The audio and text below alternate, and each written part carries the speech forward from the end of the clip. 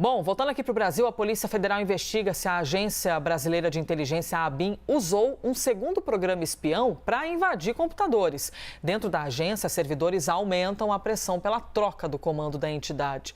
Pois bem, vamos então até Brasília com a Elis Barreto. É ela quem traz para a gente essas informações. Bem-vinda, Elis.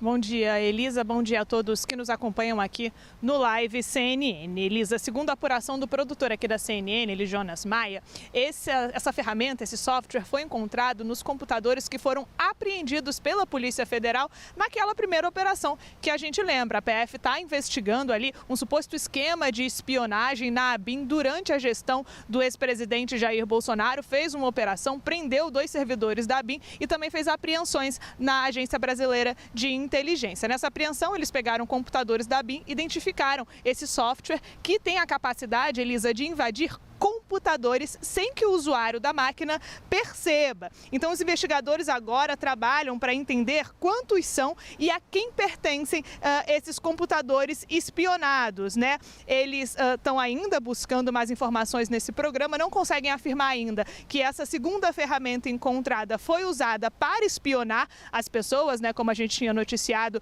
como aquela ferramenta de espionagem pelo celular.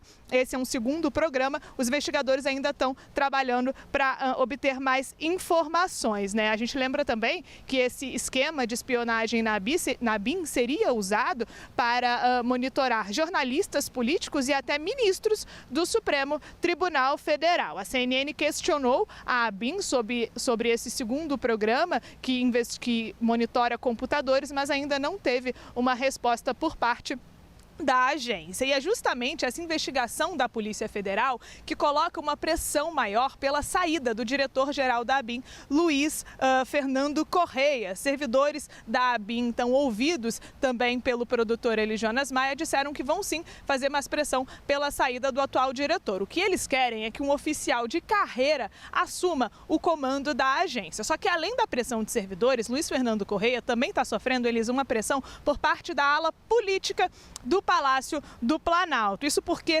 alguns ministros ali próximos a Lula conversaram com a analista aqui da CNN, Larissa Rodrigues, e o que eles disseram para ela, na avaliação deles, é que a participação de Luiz Fernando Correia na Comissão Mista de Inteligência do Congresso Nacional foi desastrosa. Eles esperavam que Luiz Fernando Correia blindasse mais o governo em questão aos servidores que atualmente estão na ABIN, mas que estão sendo investigados pela Polícia Federal. Essa blindagem também não aconteceu. Pois bem, Elisa, já para te devolver, o ministro Rui Costa disse à CNN que Luiz Fernando Correia está garantido no cargo, mas a gente vê aí pressão de 2 lados contra o atual diretor da ABIN, né? A gente segue acompanhando, claro, as investigações e também essas pressões sofridas por Luiz Fernando Correia. Com você, Elisa. Obrigada, Elis Barreto. Já chama aqui para conversa Renata Agostini e também Larissa Rodrigues. Renata, a gente vê então a diferença que essas operações fazem, né? Porque havia uma primeira suspeita, uma investigação, aí os mandados, você tem prisão, tem busca e apreensão.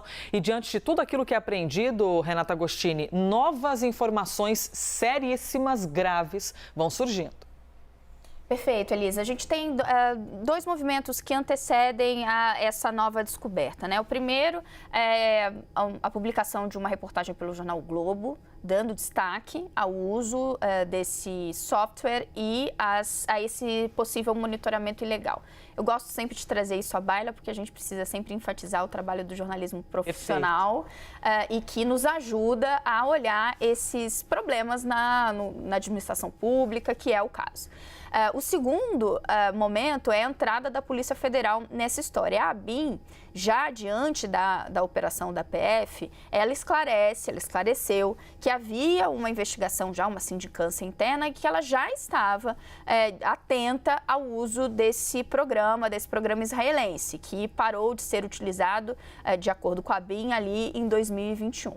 Mas o fato é que a PF avança sobremaneira em relação a esse tema, o que estava acontecendo, levanta o número de monitoramentos ilegais, levanta essa linha de apuração sobre a característica dos alvos, que seria ali um grupo que estava sendo monitorado e que interessava ao governo passado, portanto, adversários do bolsonarismo, jornalistas, autoridades diversas, o que nos indica para um uso partidário, político-partidário.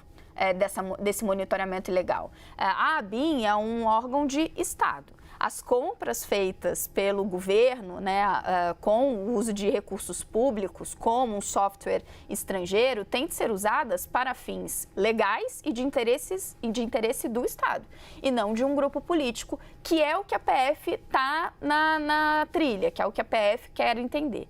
E aí a gente chega a esse momento de se prestar atenção onde mais pode ser que tenhamos abusos. O que mais foi adquirido pelo Estado e que, eventualmente, foi usado para fins diversos. O uso de softwares como esse, vamos falar desse First Mile, né, que é o alvo da primeira operação. Ele, por si só, não é um problema, pelo contrário.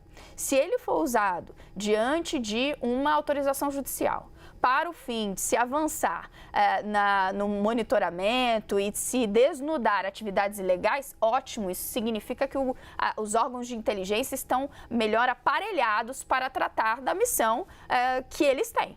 O que a gente está tratando nesse caso não é isso, é o uso por servidores ao arrepio da lei de instrumentos adquiridos pelo Estado.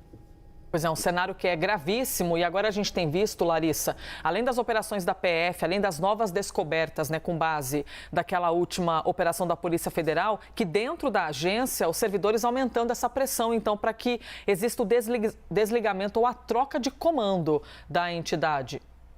E há várias pressões, né? Elis trouxe ali pra gente. Então tem essa pressão interna dos servidores da ABIN, querendo até, inclusive, que alguém de carreira assuma a agência, alguém que entenda da agência, que não tenha diretamente um tipo de cargo político, tentando realmente blindar que novas denúncias possam vir a acontecer. E em um segundo momento, inclusive, há uma pressão dentro do próprio Palácio do Planalto e de uma ala do PT, no entendimento de que foi dada uma ordem a Luiz Fernando Correia, vá até o Congresso Nacional, a gente trouxe isso aqui ontem, preste todos os esclarecimentos e vamos separar de que o que teria sido ilegal, o que teria acontecido foi em outro governo. Nós não temos relações. Mas a partir do momento que ele não leva as informações esperadas pelo Congresso Nacional, não leva a lista, havia uma promessa que ele levaria todos os nomes, ou pelo menos a maioria deles, de pessoas que teriam sido monitoradas, que poderiam ter sido monitoradas de forma ilegal. Não apareceu com essa lista, nem a lista dos servidores que tinham acesso a esse programa.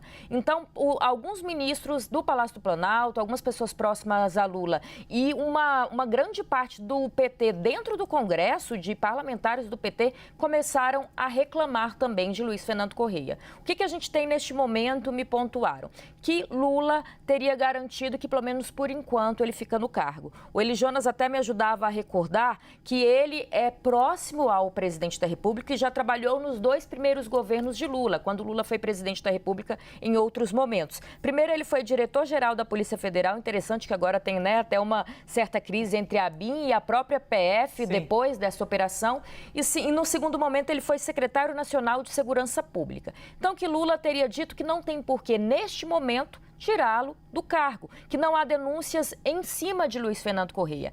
E até a gente ouviu isso do ministro Rui Costa, que disse a Tainá Falcão que, por enquanto, ele continua. Mas que, me pontuaram, Lula blinda até onde dá. Se essas investigações continuam, em especial, lembrando, essa operação da PF foi de busca e apreensão. Se colheu muitos documentos e muitas informações, as investigações vão continuar e se essas investigações trazem novidades, aí sim a situação de Luiz Fernando Correia pode mudar à frente da ABIN. Elisa. Pois é, as interrogações do futuro, né? De que maneira haveria de ficar essa posição desse integrante da Agência Brasileira de Inteligência. Obrigada, Renata. Larissa.